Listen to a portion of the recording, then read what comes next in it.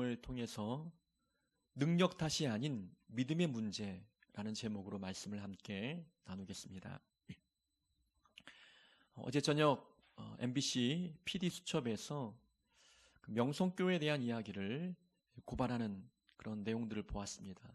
보신 분들이 계신지는 모르겠습니다.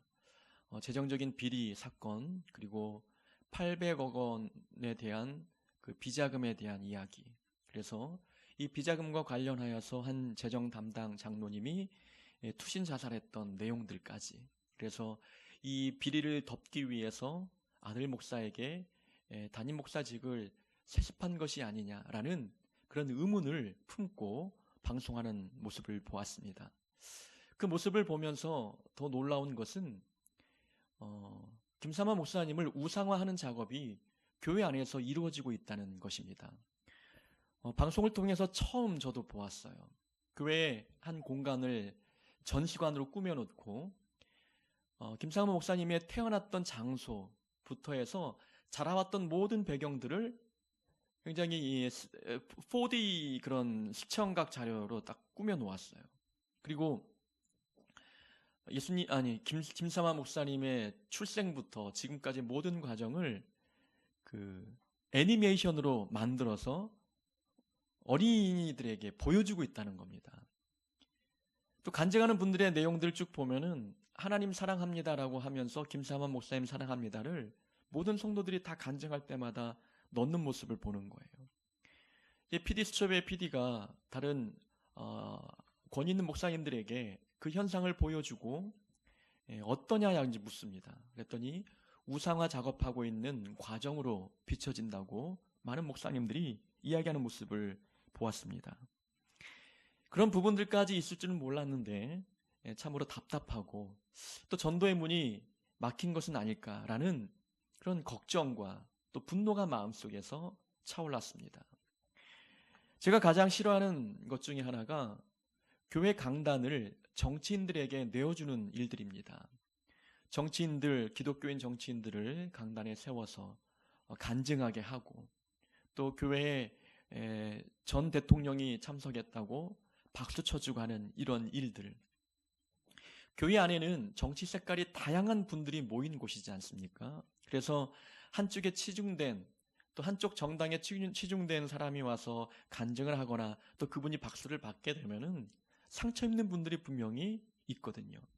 또 정치인들이라는 그런 직업 자체가 어찌 보면은 그 위치에서 언제 떨어질지 모르는 어떤 부정부패 때문에 떨어질지 모르는 불안한 그런 자리에 있는 분들이 하나님의 거룩한 은혜에 대해서 간증한다는 것은 나중에 어떻게 될지 모르는 사람들에게 그 간증을 시킨다는 것 자체가 굉장히 위험한 그런 행위라고 저는 보거든요. 그런데 명성교회에서 전두환 전 대통령이 왔다고 해서 박수를 쳐주고 꽃다발을 증정하는 모습들, 박근혜 대통령 앞에서 설교하는데 조창기도회 때 대통령을 찬양하는 내용의 설교들을 하는 모습들을 보면서 저는 우상화 작업보다도 그 내용이 더 마음속에 불편함을 주었습니다. 그러면서 강단 위에서 설교할 때에 당신이 그렇게 전직 대통령들 또 현직 대통령과 함께 어울리는 그 위치에 있는 사람이라는 것을 은연중에 자랑하고 있다는 것입니다. 그래서 명성교회를 바른 길로 인도하기 위한 성도의 어떤 공동체 모임의 한 회원이 이야기하는 거예요. 성도들이 느끼기에도 내 위치가 이 정도쯤 된다는 것을 과시하고 있다고 이야기합니다. 성도의 눈에도 그것이 보인다는 것이지요.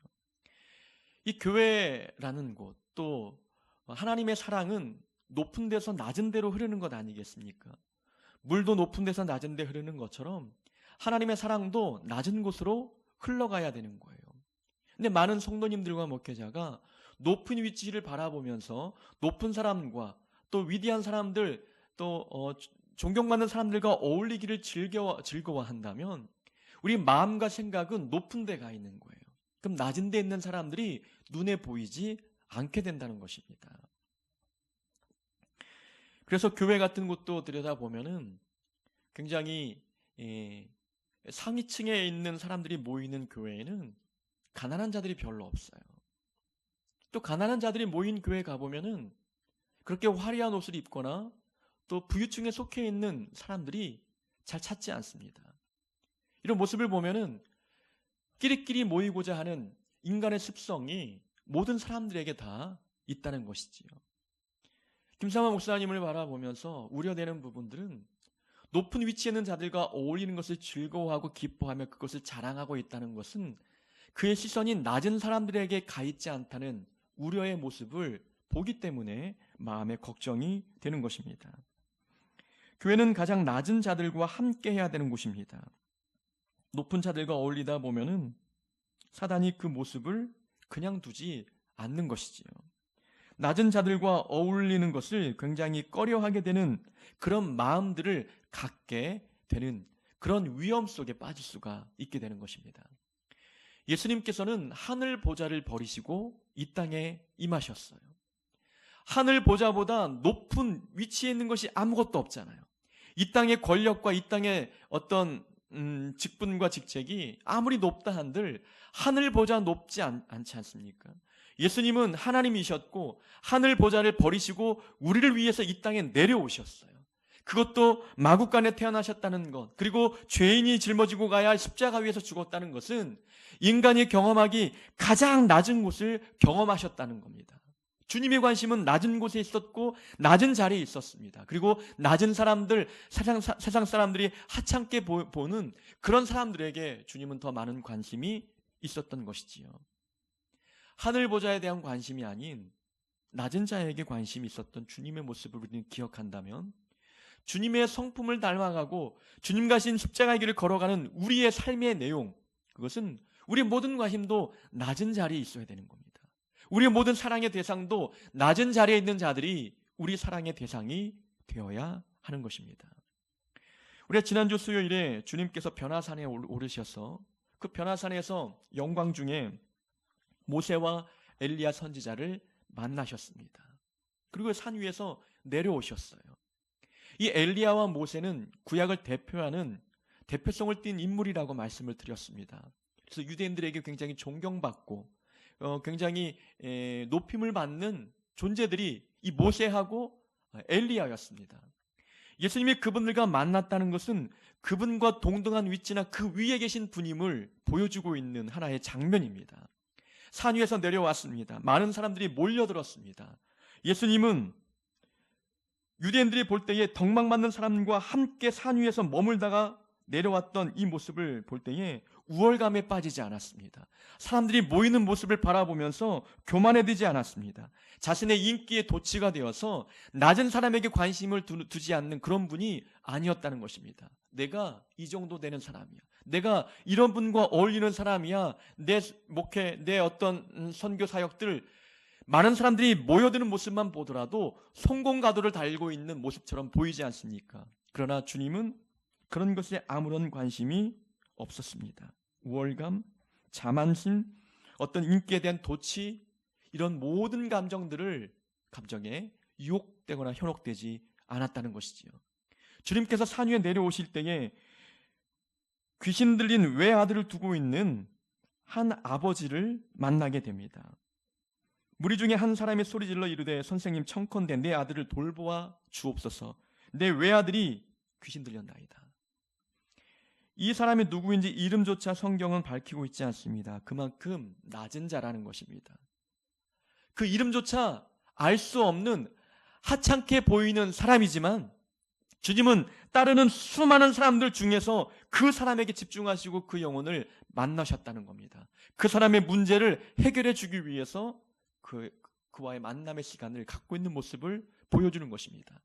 지금까지 덕망받는 모세와 엘리야와 함께 변화산 위에서 만남을 가졌던 예수님께서 인기와 어떤 자신감, 우월감에 빠지지 아니하고 당신이 해야 될 사명이 무엇인지를 망각하지 않았습니다.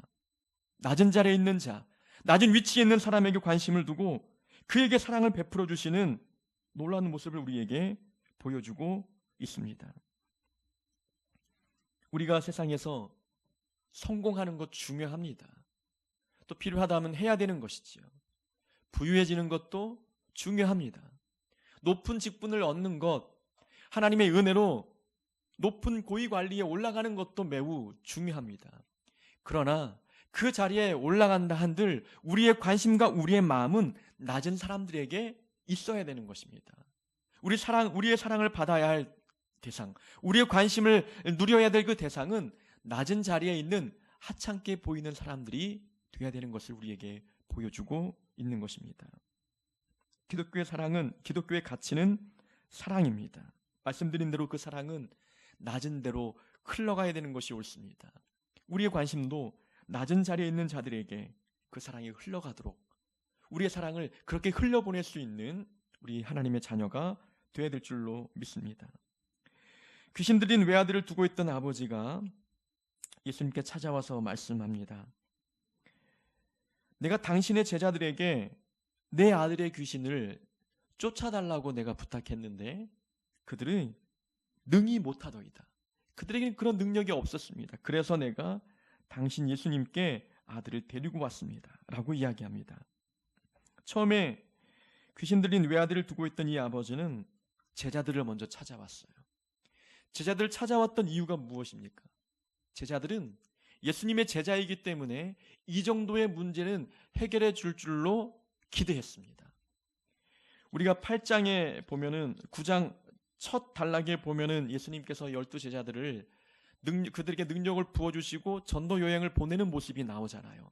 그때 전도 여행을 보낼 때 예수님께서 하나님 모든 귀신을 제어하며 병을 고치는 능력과 권위를 주셨어요. 그들에게도 하나님께서 은사를 주셨다는 것입니다. 그래서 그들이 전도 여행을 다닐 때마다 놀라운 역사와 기적들이 나타났어요. 그런 소문들이 났겠죠. 그래서 이 귀신 들린 외아들을 두고 있던 아버지가 기대감을 가지고 제자들을 찾아왔습니다. 고쳐달라고 부탁합니다. 그런데 능히 못하더이다 라는 결과를 얻게 되는 것이지요. 세상 사람들은 믿는 자들에게 기대감을 갖고 온다는 겁니다. 그들이 해결하지 못하는 문제를 우리는 해결할 것을 기대하면서 우리를 찾아올 때가 있다는 겁니다.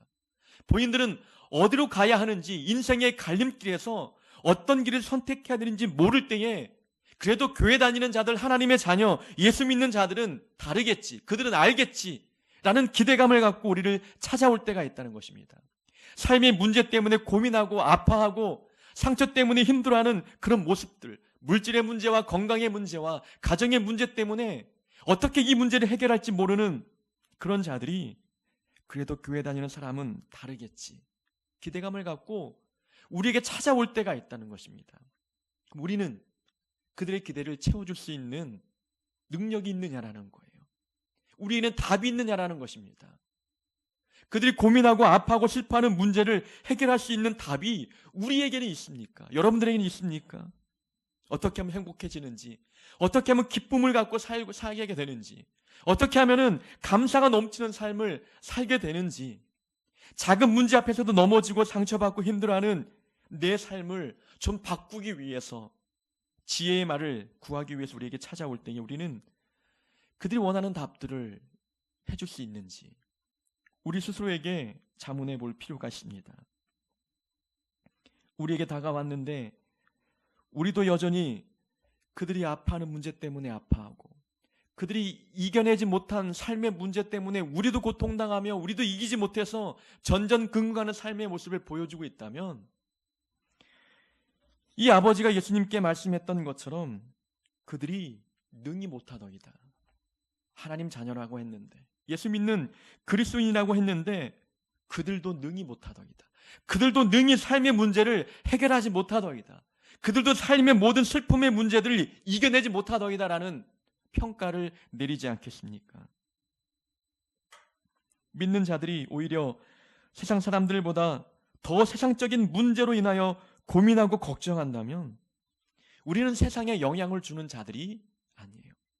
우리는 세상의 빛과 소금의 역할을 감당하는 자들 아닙니까? 세상에서 선한 영향력을 행사하는 자들이라는 것입니다. 하나님의 자녀, 우리를 부르신 하나님의 목적은 세상에서 빛과 소금의 역할을 감당하도록 부르셨어요. 세상을 변화시키는 역할을 우리가 해야 되는 것입니다. 영향을 주라는 것이에요. 그런데도 불구하고 우리는 빛을 잃어가고 소금의 짠맛을 잃어간다면 세상 사람들이 기대감을 갖고 우리를 찾아올 때에 그 기대를 충족시키지 못하는 일들이 있게 되는 것입니다. 우리에게는 하나님이 계십니다. 하나님은 살아계시고 하나님께서 제자들에게 많은 능력을 부어주신 것처럼 우리에게도 그렇게 은혜를 부어주시고 능력을 부어주셨어요. 우리는 그런 은혜를 입고 살아가는 자들입니다. 우리는 세상에 영향을 주는 자들이 돼야 되는데 우리도 세상의 문제에 갇혀서 허덕이고 있는 모습을 보인다면 그들도 능히 못하더이다 라는 평가를 듣게 될 것입니다. 우리에게 주어진 성령의 능력을 가지고 세상을 변화시키며 세상에 영향을 주고 기대감을 원하는 세상 사람들에게 삶의 지혜와 또 영적인 가치가 무엇인지를 깨닫게 해주는, 그렇게 영향력을 행사하는 하나님의 참된 자녀가 되어야 될 줄로 믿습니다.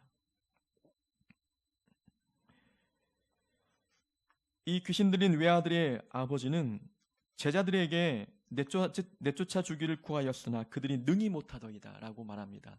능히 못하더이다 라는 것은 그들에게는 능력이 없습니다 라고 이야기하고 있는 거예요. 이 아버지가 제자들을 바라볼 때에 능력이 없는 모습이었습니다. 능력 없는 삶을 살고 있었어요. 주님께서 그 이야기를 들으시고 제자들을 책망하십니다. 믿음이 없고 패역한 세대여, 내가 얼마나 너희와 함께 있으며 너희에게 참으리요. 주님이 볼 때에는 어떤 내용을 꾸짖냐면 믿음이 없는 모습을 꾸짖고 있는 거예요.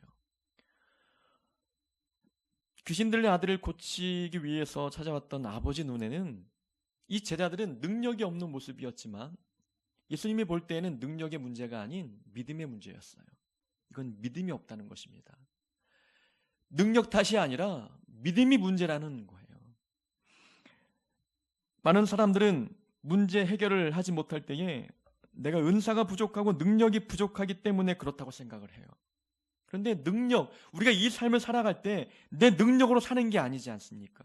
삶의 문제, 고통, 해결해야 될 많은 삶의 어떤 문제들을 우리 힘으로 해결할 수 있는 게 아니지 않습니까? 그럴 지혜도 그런 능력도 우리에게는 없어요. 다만 그럼에도 불구하고 그 많은 문제들을 이겨낼 수 있는 비결은 믿음이 있기 때문이라는 겁니다. 하나님의 능력이 우리의 믿음을 통로 삼아서 우리에게 부어지는 거예요. 그러니까 믿음의 문제이지 우리의 은사의 문제, 재능의 문제, 개인의 능력의 문제는 아니라는 것입니다.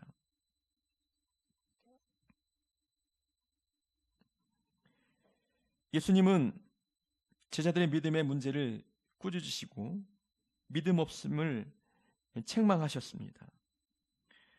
믿음의 성도들은 능력으로 사는 자들이 아니라 믿음으로 사는 자들입니다. 우리는 그래서 능력 없는 자기의 모습을 바라보면서 의기소침하거나 열등감에 빠질 이유가 없습니다. 내 힘으로 무엇인가 해보려고 하는 그것은 교만이지 않습니까? 내게 능력만 있으면 잘할 텐데, 내게 은사만 부어지면 더 열심히 하고 더 좋은 결과를 얻을 수 있을 텐데, 이 말은 맞지 않다는 거예요. 우리에게는 다 믿음이 있어요. 겨자씨만한 믿음이 있으면 이 산을 명하여 저곳으로 옮기게 하는 그런 결과도 초래하잖아요. 작은 믿음 하나가 놀라운 결과를 만들어내는 것, 주님은 우리에게 그렇게 말씀해 주셨습니다. 우리에게는 믿음이 있다면 이 믿음을 통해서 삶의 문제를 능히 극복해 나갈 수 있는 것입니다. 재능이 부족하고 은사가 없는 것에 대하여 너무 마음 쓰지 않아도 됩니다. 재능과 은사는 하나님께서 우리의 형편에 맞게 맡겨주신 거예요. 이미 우리에게 주어진 것입니다. 달란트의 비유처럼 각 종들의 능력에 따라서 달란트를 차등 지급해 준 것처럼 우리에게 능력과 은사도 다르게 공급해 주셨어요. 그러나 우리가 삶을 살아감에 있어서 능력과 은사는 그렇게 우리 삶을 불편하게 만들거나 능력과 은사가 부족하다고 해서 남들보다 더 불행하게 사는 것은 아니라는 거예요. 다만 우리에게는 믿음으로 사는 것입니다. 믿음만 있다면 능력이 많고 적음을 떠나서 믿음으로 우리는 살아갈 수 있는 것이지요. 우리에게 필요한 것은 능력이 아닌 믿음입니다. 하나님의 능력의 역사를 경험케 하는 것도 믿음입니다. 제자들이 전도 여행 파송을 받을 때에도 그들 통해서 놀라운 기적이 나타났던 것, 그들에게 믿음이 있었기 때문이었습니다. 믿음은 통로입니다. 하나님의 능력을 내게 공급받도록 하는 통로입니다. 그러니까 믿음을 통해서 우리는 삶을 살아가야 하는 것이지요. 이 본문에 등장한 아버지는 제자들이 찾아갔더니 제자들이 능력이 없다라고 이야기하며 왔던 길로 돌아간 것이 아니라 예수님을 만나기 위해서 찾아왔어요. 이 부분이 이분을 통해서 우리가 본받을 점입니다. 예수님의 제자들이 고치지 못했다고 해서 돌아가지 않았습니다. 그러나 예수님은 다를 것이라고 생각했던 것이지요. 제자는 못했지만 예수님은 하실 거야 라는 그런 마음가짐 믿음이 있었다는 겁니다. 대부분 스승을 평가할 때 제자를 보고 평가하잖아요. 제자도 못했는데 스승님들 별거 있겠어? 그것이 이제 일반적인 반응이라는 것입니다. 그런데 이분은 제자들이 능력이 없다고 해서 예수님마저 능력이 없는 분이라고 생각하지 않았습니다. 세상 사람들은 우리를 보고 하나님을 평가할 때가 있습니다. 믿음 없어서 날마다 세상의 문제에 굴복당하며 그렇게 삶의 문제에 허덕이며 살아가는 우리를 보고 하나님이 능력이 없다 평가하는 자들도 있다는 거예요. 그런데 그 중에 어떤 이들은 우리가 능력이 없는 것이지 하나님의 능력이 없는 것은 아니라는 생각을 갖고 그렇게 하나님을 부정적으로 평가하지 않는 자들도 있다는 것입니다. 대부분 시험에 들지 않는 이유들은 사람을 보고 시험에 들지만 하나님은 사람과 다르다는 믿음이 있기 때문에 시험에 들지 않는 거예요. 목회자도 하나님이 아니기 때문에 넘어지기도 하고 실수하기도 해요. 목회자라고 해서 다 해결해 줄 수 있는 것은 결코 아니거든요. 그럼에도 불구하고 이 부족한 교회에 모여서 목회자의 지도를 받으며 말씀을 듣고 은혜 경험하고 믿음 생활하는 이유는 목회자가 부족하다고 해서 하나님이 부족한 것은 아니거든요. 하나님은 전능하시기 때문에 부족한 자의 입술을 통해서 역사하실 수 있는 거예요. 하나님은 위대하시기 때문에 부족한 종을 통해서 하나님의 일들을 성취해 가시는 겁니다. 그런 믿음이 있기 때문에 우리가 시험에 들지 않냐고 주 앞에 나와 믿음 생활 하는 것 아니겠습니까? 완벽한 사람 없고 전능한 사람도 없습니다. 내가 능력이 없다고 해서 하나님이 능력이 없는 것은 결코 아닙니다. 믿는 자들을 보고 우리도 실망할 때가 있지만 사람에게 실망했다고 해서 하나님께 실망한 것은 아니어야만 하는 것입니다. 하나님은 여전히 완벽하시고 하나님은 우리에게 전능하시고 하나님은 흠이 없는 분이심을 우리는 믿어 의심치 말아야 되는 것입니다. 하나님은 우리를 위해서 날마다 좋은 것을 주길 원하시고 완벽한 것을 우리에게 허락해 주기를 원하시는 분이십니다. 사람 때문에 교회를 떠나거나 시험에 들거나 하나님을 경험한 사람이 하나님을 만난 경험이 있는 사람들은 주변 환경과 사람 때문에 결코 믿음을 포기하지 않는 것입니다. 사람은 불완전하지만 하나님은 완전하시구나. 사람은 능력이 없지만 하나님은 능력이 있는 분이시구나 라는 그런 믿음의 영안을 가지고 이 모든 것들을 바라볼 줄 아는 사람들은 사람 때문에 시험에 들지 않는 것입니다. 본문 속에 등장한 이 아버지는 제자들이 믿음이 없고 또 능력이 없다고 해서 예수님을 부정적으로 평가하지 않고 예수님께 아들을 데리고 와 병고침을 받았습니다. 44절과 5절에 보면은 이제는 아들의 귀신을 쫓아내고 난 뒤에 이제 제자들에게 이렇게 말씀합니다. 이 말을 너희 귀에 담아두라. 인자가 장차 사람의 손에 넘겨지리라. 십자가 위에서 죽임을 당할 것에 대하여 예고하고 있죠. 이 44절의 예고가 두 번째 예고입니다. 첫 번째 예고는 우리가 지지난주에 살펴보았듯이 베드로의 신앙 고백과 더불어 주님께서 십자가 위에서 죽이심을 당할 것이라고 예고했던 첫 번째 순한 예고가 있었고 오늘 본문에서는 두 번째 예고를 하고 있는 거예요. 이 두 번째 예고의 내용을 보더라도 주님께서 귀신을 제압하고 난 뒤에 십자가의 고난을 이야기하고 있다는 거예요. 어찌 보면 영적인 승리를 거둔 뒤에 십자가의 죽음을 예고하고 있다는 것입니다. 다시 말씀드리지만 주님은 능력이 없어서 십자가 위에서 죽는 것이 아님을 우리에게 말씀해 주고 있는 거예요. 충분히 능력 있는 분임을 우리에게 하나의 사건과 기적을 통해서 보여주셨잖아요. 귀신을 제압했습니다. 병고침을 이루어 주셨어요. 영적인 전쟁에서 승리하셨던 분이었습니다. 사역도 성공적으로 이끄시는 분이었습니다. 그런 분이 십자가 위에서 죽는다, 힘이 없거나 죄 때문에 죽는 것이 결코 아님을 우리에게 보여주고 있는 것입니다. 이것은 하나님의 계획을 성취하기 위한 순종의 행위였고 자발적인 죽음의 길을 가는 예수님의 모습이었습니다. 주님은 이런 능력 있는 분이었고 전능하시고 성공적인 사역을 이루고 계신 분이셨지만 당신이 해야 할 사명을 잊지 않았어요. 당신은 온 인류의 구원을 위해서 십자가 위에 죽으셔야 된다는 그 사명을 놓치지 않았다는 것입니다.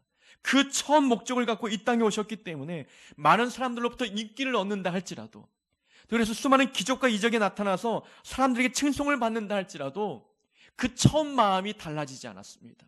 당신의 능력을 드러내시면서 귀신을 제압하고 영적인 전쟁의 승리를 이끌어내셨던 주님의 이 모습들을, 그러한 과정 때문에 처음 마음이 달라지지 않았습니다. 처음 겸손한 마음, 하나님께서 맡겨주신 그 사명 잊지 아니하고 교만해지거나 그 마음 생각이 달라지지 않았던 모습을 보여주고 있는 것입니다. 첫 번째 순환 예고와 두 번째 순환 예고가 반복해서 나오고 있다는 것은 주님의 마음이 이렇게 하나의 사명을 이루기 위해서 마음이 변하지 않고 그렇게 마음을 이끌어가고 있다는 것을 우리에게 보여주고 있는 것입니다.